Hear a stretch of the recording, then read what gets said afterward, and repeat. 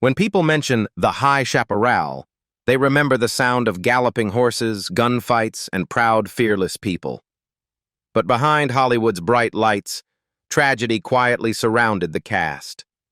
Some died young in terrible accidents, some endured unbearable pain from illness, and others passed away unnoticed for many years. The following story reveals chilling truths that will send shivers down your spine. Leif Ericson as Big John Cannon. Leif Ericson was 56 years old when he took on the role of Big John Cannon, the proud, strong patriarch of the Cannon family in the High Chaparral in 1967. He brought to life the image of a seasoned Western man, both tough and compassionate. The role became the soul of the entire series and led him to many other major parts. Leif Ericson, whose real name was William Wycliffe Anderson, was born on October 27, 1911, in Alameda, California. His married life went through many storms. He was married 3 times, and his first marriage to actress Frances Farmer was the most painful chapter of his life. Frances suffered from severe mental illness and underwent electroshock therapy, leaving deep emotional scars on both of them. His second marriage to Margaret Hayes lasted only a month, while his third marriage to Annie Ruth Diamond finally brought some stability, although in his later years he still carried a quiet loneliness and exhaustion inside. In his final years, Ericson battled a long, grueling fight with cancer that severely weakened his health. Despite this, he tried to stay strong and optimistic, continuing to work until his body could no longer endure it. The illness caused him great physical and emotional pain, but he never complained, always keeping the strong image of Big John that audiences loved. Leif Ericson passed away on January 29, 1986, in Pensacola, Florida, at the age of 74 from cancer. He was laid to rest in Florida, mourned by colleagues and fans. His net worth at the time of his death was estimated at around $3 million, a testament to a lifetime of dedication to art and a television legacy that will never fade. Cameron Mitchell as Buck Cannon. At the age of 49, Cameron Mitchell played Buck Cannon, the loyal, impulsive, yet kind-hearted brother of Big John in the High Chaparral in 1967. He brought energy and emotional depth to the character, becoming a familiar face to television audiences for many years.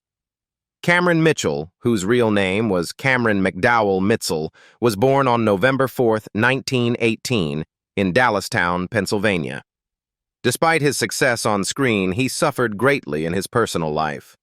3 failed marriages left deep cracks in his soul.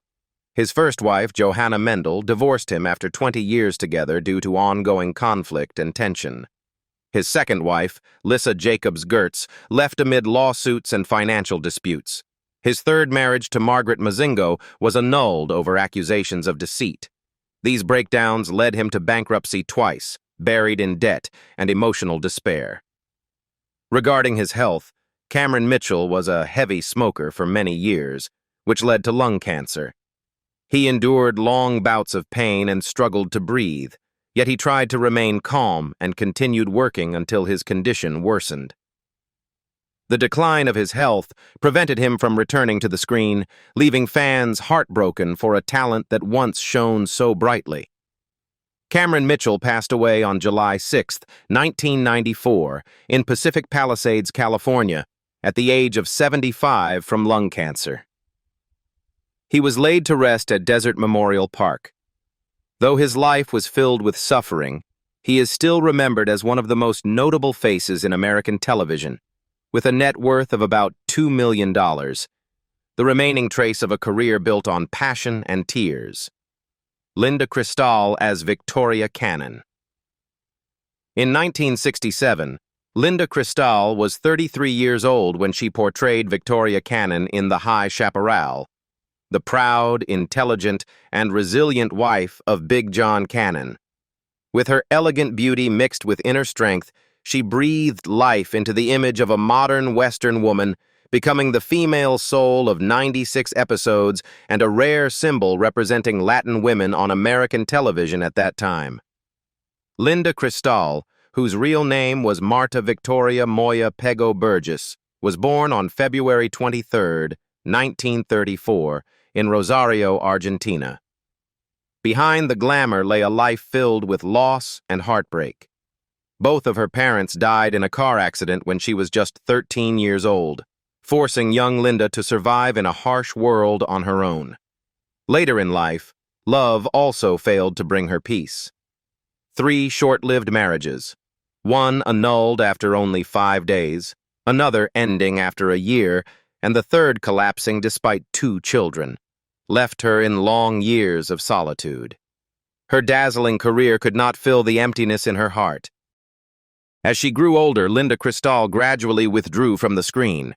She lived quietly in a small house in Beverly Hills, her health slowly declining. She suffered from no major illness, yet loneliness and age wore her down. Friends said she spoke little, preferring to listen to old songs and gaze at photographs from her youth, from a time when the world was captivated by the smile of Victoria Cannon. Linda Cristal passed away on June 27, 2020, in Beverly Hills, California, at the age of 86, from natural causes. She was laid to rest peacefully, surrounded by loved ones. Her net worth at the time of her death was estimated at around $9 million, a fitting reward for a life devoted to art, remembered forever for her beauty that was both strong and fragile. Henry Darrow, as Manolito Montoya. At the age of 34, Henry Darrow took on the role of Manolito Montoya, the charming, witty, yet loyal son-in-law in the High Chaparral in 1967. He brought warmth, intelligence, and the romantic spirit of a Latin man to the role, making the character one of the most memorable highlights of the series. Henry Darrow, whose real name was Enrique Tomás Delgado Jiménez, was born on September 15, 1933, in New York City, USA. Though he lived a quiet personal life, he fought silently against racial discrimination in Hollywood. As a Puerto Rican actor, he was often rejected for roles simply because of his skin tone and surname. Yet through perseverance, Henry paved the way for other Latin actors, becoming the first Puerto Rican ever to portray Zorro on television. Off-screen, he was a devoted husband. His 2 marriages, especially his lifelong one to Lauren Levinson, gave him the rare peace he long sought. In his later years, Henry Darrow gradually withdrew from public life. Age affected his health, but his spirit remained bright. He spent his time writing, mentoring young actors, and advocating for the rights of Latin artists. Though his voice had grown weak, he often said, "If one small role can change how people see us, I would start all over again." Henry Darrow passed away on March 14, 2021, in Wilmington, North Carolina, at the age of 87 from natural causes. Hollywood fell silent upon hearing the news. His net worth at the time of his death was estimated at around $4 million. Not a large fortune, but the true value of Henry Darrow lay in the legacy he left behind: perseverance, kindness, and pride in his heritage. Don Collier, as Sam Butler. In 1967, Don Collier was 39 years old when he joined the High Chaparral as Sam Butler, the loyal, calm, and experienced ranch foreman. He appeared in about 62 episodes, portraying a steady, quietly strong Western man who became the solid support of the Cannon family throughout the series. Don Collier, whose full name was Donald Mounger Collier, was born on October 17, 1928, in Santa Monica, California. Before coming to Hollywood, he worked various manual jobs, from carpenter to oilfield worker, just to make ends meet. His private life was relatively peaceful compared to many of his peers. He married twice. His first marriage to Joanne Patricia Gray ended after more than a decade, and his second marriage to Holly Heyer lasted nearly 30 years, until her death in 2012. The loss of his wife left him in deep loneliness, though he tried to remain as strong as the characters he played on screen. In his final years, Don Collier faced lung cancer, a silent illness that drained his strength day by day. Despite the pain, he stayed optimistic, continuing to attend Western film fan events and always smiling when recalling the days he stood beside legends like John Wayne or Kurt Russell.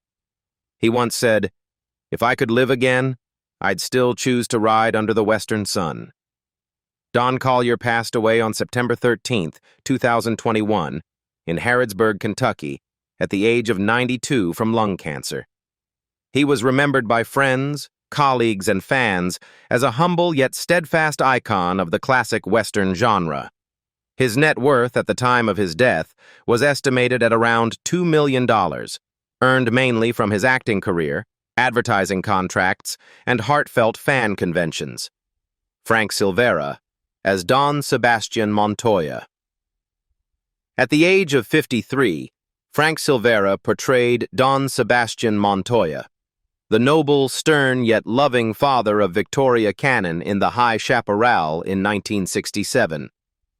Though he appeared in only 16 episodes, he left a lasting impression with his commanding presence and powerful voice, becoming one of the most memorable figures in the Western genre. Frank Silvera, whose full name was Frank Alvin Silvera, was born on July 24, 1914, in Kingston, Jamaica. He was one of the pioneering black actors in Hollywood, a place that had long closed its doors to people like him because of skin color.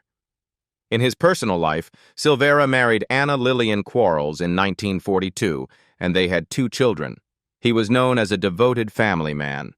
Though he stayed away from scandals, he carried the heavy burden of being typecast into minor roles, a painful reality of Hollywood's harsh racial discrimination at the time. In 1970, when his career was thriving, tragedy struck. While repairing a garbage disposal at home, Silvera was accidentally electrocuted and died instantly. His sudden death shocked the film industry, especially the many black actors he had supported through the theater company he founded, a place that gave forgotten talents a chance to shine. Frank Silvera passed away on June 11, 1970, in Pasadena, California, at the age of 55. Though his life was cut short, he left an indelible mark on cinema history as a man who broke barriers and paved the way for future generations of black actors. His net worth at the time of his death was estimated at around $1 million, but the true value of Frank Silvera lies in the courage and legacy he left to the world of art. Bob Hoy as Joe Butler. Bob Hoy was 40 years old when he played Joe Butler, the brave and loyal ranch foreman in The High Chaparral in 1967. He portrayed a strong, humble, and devoted Western man whose presence brought depth and unity to the story and influenced many of his later roles. Bob Hoy, whose full name was Robert Francis Hoy, was born on April 3, 1927, in New York City, USA. He went through 2 marriages. His first marriage to Eleanor Barrett brought him a son, but the couple later quietly separated. Later, he remarried Kiva Lawrence, with whom he remained until his final days. A lasting and loving relationship. Friends recalled that Bob always showed deep respect and devotion to his family, even though his acting work often kept him away from home for long stretches. Beyond acting, Bob Hoy was also a veteran Hollywood stuntman.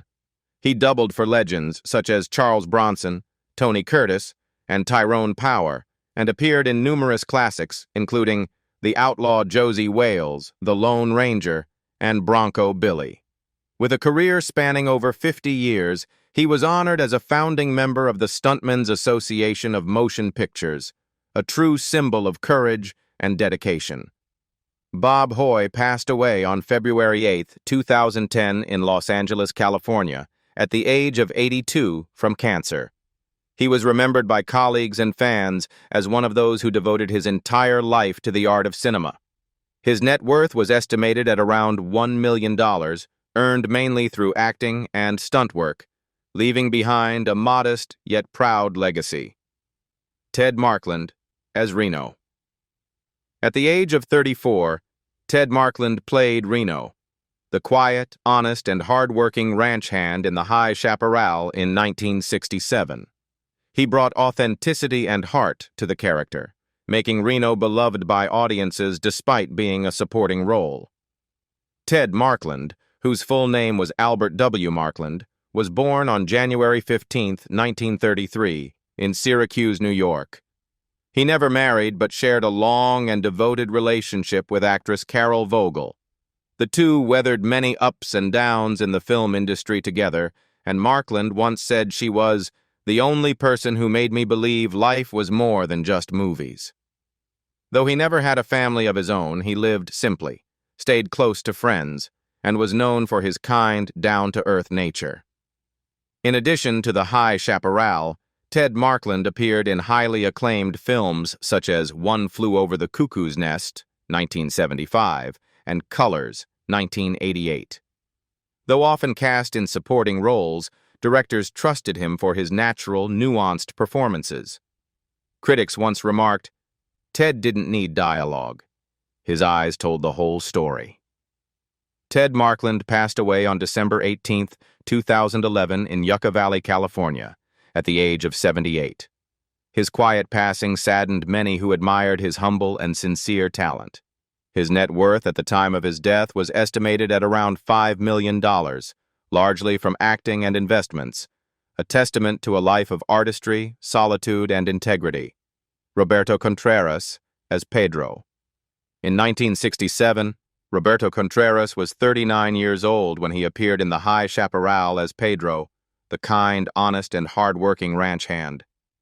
Though only a supporting role, he played an important part in portraying the authentic life of the rugged western frontier, adding warmth and realism to the series. Roberto Contreras was born on December 12, 1928, in St. Louis, Missouri, USA. He lived a quiet, private life, far from the scandals that surrounded many of his colleagues. Roberto was the son of director Jaime Contreras and the father of actor Luis Contreras, who would later follow in his footsteps and continue the family's artistic legacy. Because of this, Roberto's career was considered a highlight of his life. Beyond the High Chaparral, he appeared in notable films such as Alfred Hitchcock's Topaz and Scarface, 1983. With nearly 4 decades in the film industry, he became one of the few Latino-American actors to maintain a steady presence in Hollywood over several generations. Roberto Contreras passed away on July 18, 2000, in Los Angeles, California, at the age of 71. The cause of death was not publicly disclosed. He left quietly, yet his contribution remained engraved in the hearts of classic film lovers. His net worth at the time of his death was estimated at around $1 million, earned mainly from a career built on perseverance and passion for acting. Rodolfo Acosta as Vaquero. At the age of 47, Rodolfo Acosta played Vaquero, the tough, honest, and proud Mexican ranch hand in the High Chaparral in 1967. He vividly portrayed the dignity and strength of the Western working man, helping shape the very soul of the series. His career afterward flourished thanks to the recognition this role brought him. Rodolfo Acosta, whose full name was Rodolfo Perez Acosta, was born on July 29, 1920, in Chihuahua, Mexico.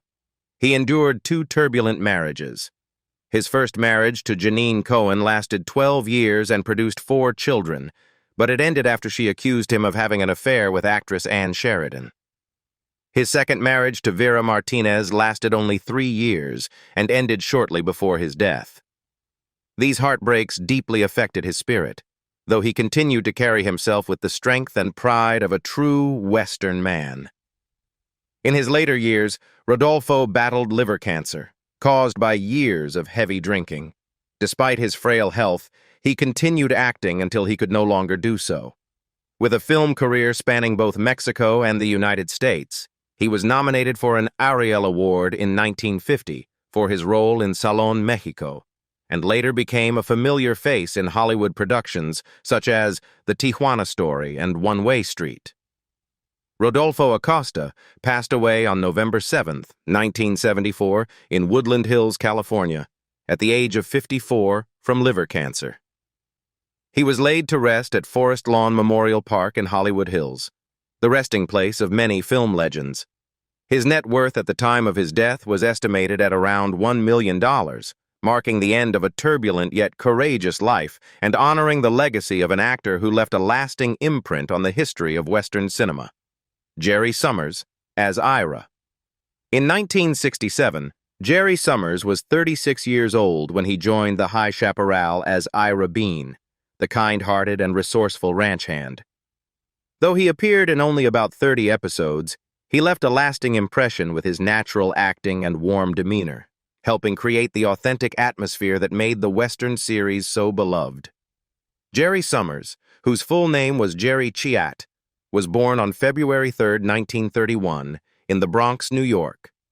He lived a happy family life with his wife, Frankie Summers, whom he married in 1978 and stayed with until the end of his life, raising 6 children together. Their long-lasting marriage was his greatest pride. He often said that his family gave him the faith and strength to endure the risks of such a demanding profession. More than an actor, Jerry was also a skilled stuntman, famed for his precision in horse falls and driving stunts. He doubled for major stars such as Tony Curtis and Sal Mineo, and served as the lead stuntman on the hit series The Dukes of Hazzard. Thanks to his exceptional talent and fearless spirit, he was honored with induction into the Hollywood Stuntmen's Hall of Fame. Jerry Summers passed away on January 1, 2006, in Arroyo Grande, California, at the age of 74. The cause of death was not publicly disclosed. His passing was mourned deeply by the stunt community, which remembered him as a legend who valued passion over fame. His net worth at the time of his death was estimated at about $1 million, mostly earned through decades of tireless dedication to Hollywood stunt work. Henry Wills as Tommy. At the age of 46, Henry Wills appeared in the High Chaparral in 1967 as Tommy, the seasoned cowboy. He was not only seen on screen but also served as a stuntman and action coordinator, helping make the horseback chases and fight scenes more realistic and breathtaking than ever. Henry Wills was born on September 14, 1921, in Arizona, USA. He experienced 2 marriages, both leaving profound memories. His first marriage to Martha Alice Myers lasted over 30 years and produced 3 children, but ended with her death in 1974. He later married Barbara Gale Berry, with whom he shared happiness until his own passing. Despite the pain of loss, Henry remained resilient, continuing to work and stay dedicated to his craft until the end of his life. Throughout his career, Henry Wills became a Hollywood stunt legend, performing more than 1,400 horse falls over his lifetime. He also worked as an action coordinator and second unit director on famous films such as The Magnificent Seven, 1960, and Major Dundee, 1965. His precision, courage, and passion inspired generations of stunt performers who followed.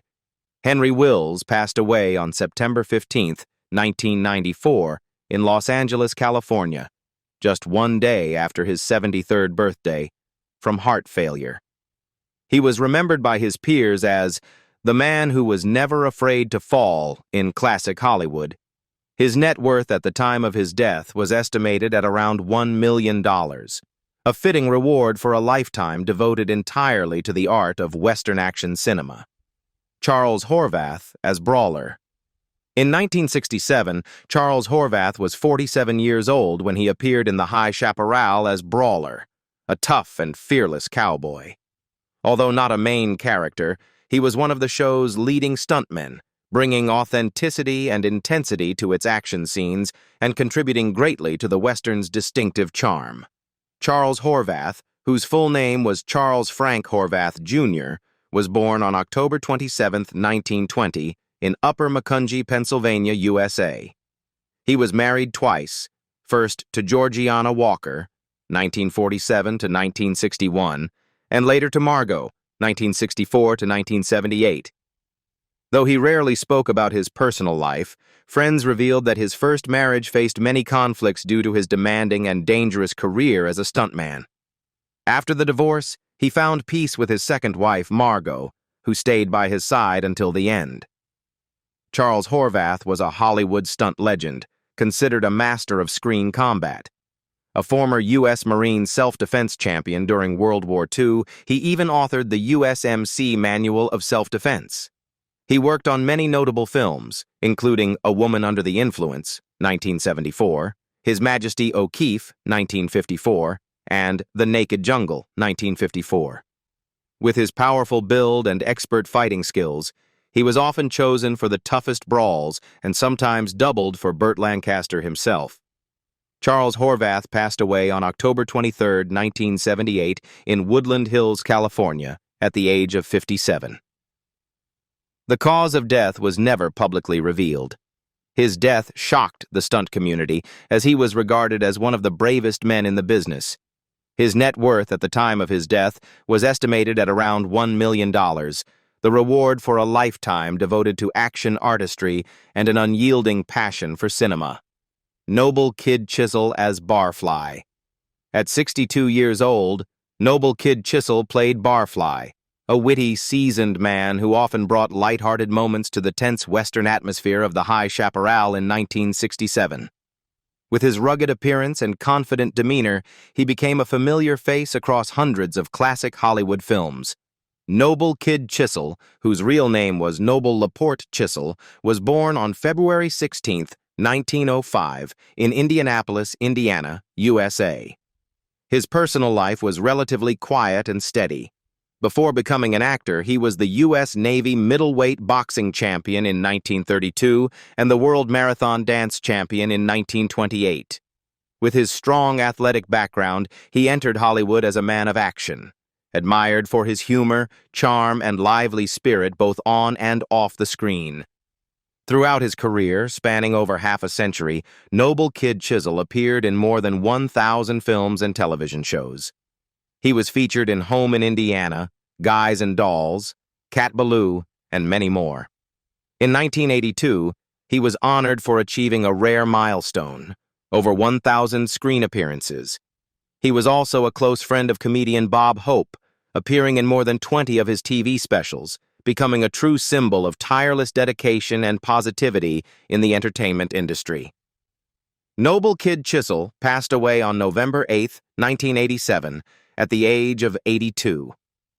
The cause of death was not disclosed.